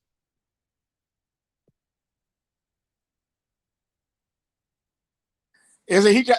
Well, I know he can't read defense, but then McCarthy made an offense so simple. Him and CD went off. I'm like, those nothing but slants and stuff out the slot. And they played Green Bay. Green Bay, Walker said, "Oh, I'm gonna laugh at this. That linebacker Walker checked CD." Yep. He let that man push him in the back like he was nothing. When your offense got to be simplified down so bad, I mean, so simple because your quarterback can't go to a second or third read. Once you play good teams, like you said, you're not going to win because your offense is too simple. It's like you run a high school offense. I think my offense in high school is more complicated than the Cowboys' offense. Yo, T.Y. Hilton came in and said he learned the entire playbook in less than a week. Yep. Not the game plan, not the ones that they practice. He said the entire playbook in less than a week. Damn. And that's why when you go up against these good defense can break down simple offenses, and you're going to struggle because Mike McCarthy, Jason Garrett's offenses were based off of be better than the man in front of you. It wasn't about scheming guys to get open and crosser routes and rub routes and all of this stuff to trick the defense and motions like Shanahan's offense is in the 49ers to get the defense to miscommunicate and pass off a coverage that they weren't supposed to pass off and get guys open. They literally just line up. Here we go, run a play. Line up, here we go, run a play. Line up, here we go, interception. It's the same shit over and over and over. And then they try to say, oh, we put motion into the offense where they get the slot receiver motions over to the quarterback and then right back where he came from. That's not doing anything. What line up in a 2-back set and then change it up to a single back to get the defense to communicate. That's changing shit. Running a guy back and forth across the line of scrimmage is not effective motion. You're not forcing anybody to pass off the coverage. Yo, CeeDee Lamb's in the slide. He's on the right. When he motions to the left, hey, either that corner's going to follow him over the linebackers, and then you snap the ball while he's stuck behind the linebackers and get your wide receiver out in the open with the football to make a move, or it's zone coverage and everybody just shifts across, and now you can see that they're in zone because the cornerback didn't follow them all the way across the coverage. But when you motion over to the quarterback and then motion right back, nobody's had to pass off coverage because you in the same fucking look. Mm-hmm. They don't change shit up. It's simple. It's like CeeDee Lamb, go out there and be better run a better route than the cornerback can cover. Dak Prescott, go out there and throw a perfect pass. It's very simple and basic, man. All curl routes at the same fucking depth. So everybody's standing there looking at the quarterback at the exact same time. And then when everybody realizes that the all curls is covered, nobody fucking tries to get open. They're all just standing there. It's fucking stupid. But it's got to be coached, man, because it's been like this for a long fucking time with different players, different wide receivers. It's got to be coached this way. Because of the quarterback. Yep. Dak Prescott will not throw the ball until he can see the receiver's eyes. and good quarterbacks can anticipate the break on the ball and put that football right on them. That's what Dez Bryant needed. That's what Amari Cooper needed. Amari Cooper was a route technician. If you threw an on-time pass, he was always open. Nobody could stop Dez Bryant 2016, 2017, 2014, 2015. That dude was on fire. 2014, he was the best. I think he was the best wide receiver in the league that year. I agree with that. You Definitely. can talk about Julio Jones in Atlanta and all of those guys and Antonio Brown, but Dez Bryant, 16 touchdowns. He was a monster. Was on fire that year. And he got with Dak Prescott and couldn't play football no more all of a sudden. Well, like you said, if you bring a dog in and the dog bark at Dak Prescott, they put him down. They send him away. We've had a lot of talent come through these doors, man. A lot of failures that have left and succeeded in other places.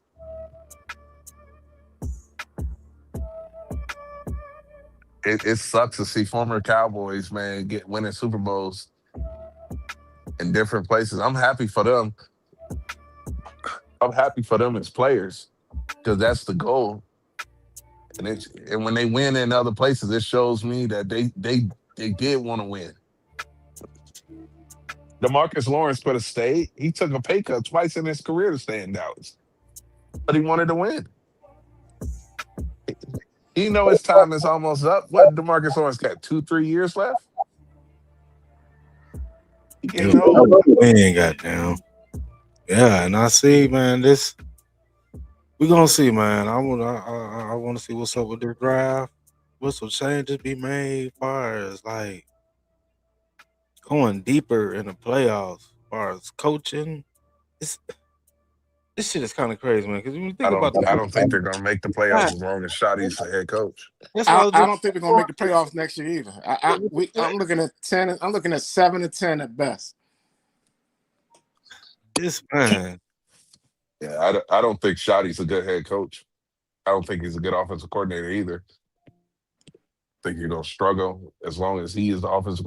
You got a subpar head coach, subpar offensive coordinator, and a subpar quarterback. That's hard to overcome. You need the 85 Bears, 2000 Ravens, shit like that to overcome that. I hope they goddamn do something free agency to get somehow equivalent. I mean, in the draft or whatever. But I know in the draft you're gonna have to develop the players. But goddamn, they ain't even went after no real linebacker in free agency. So I'm looking at it like you gotta look towards the draft to get the best linebackers you can. I think we need to go 2 first picks. I think the first 2 picks should be linebackers. Yeah. Exactly. Yep, they need to double tap that linebacker, especially at a 3-4. You need very smart, athletic, fast linebackers. Yep. Think they can get Ray Lewis come out of retirement? Hey, you want to know the sad part is? If he came out of retirement, he'd still be the best linebacker on his team. Oh, my God.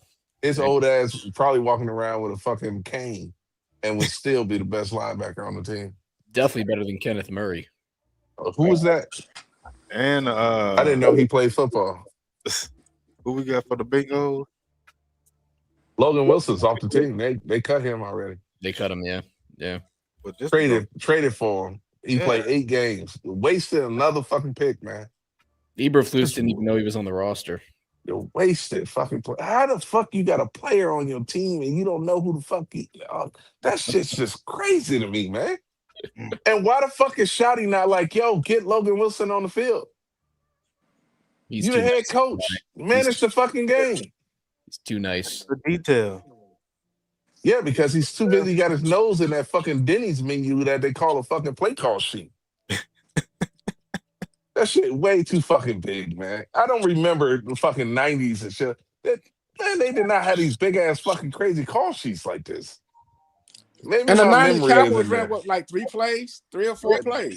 Man, listen, when they were in that Super Bowl, I think it was the second Buffalo Super Bowl. and they were down going into halftime. Troy Aikman was playing like shit.